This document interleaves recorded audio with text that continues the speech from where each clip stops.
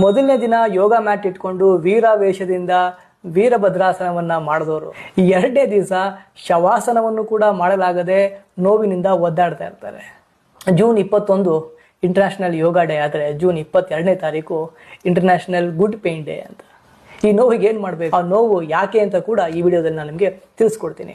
ನಮ್ಮ ಬದುಕಲ್ಲಿ ಯಾವಾಗಲೂ ಎರಡು ತರದ ನೋವುಗಳು ಬರ್ತವೆ, ಸಮಸ್ಯೆಗಳು ಬರ್ತವೆ. ಕೆಲವು ಸಮಸ್ಯೆಗಳು ಬಂದು ಅದು ನಮ್ಮನ್ನ ಬಿಟ್ಟು ಹೋಗ್ಬೇಕಾದ್ರೆ ನಮ್ಮನ್ನ ಗಟ್ಟಿ ಮಾಡಿ ಹೋಗುತ್ತೆ, ಅನುಭವಗಳನ್ನ ಕೊಟ್ಟು ಹೋಗುತ್ತೆ.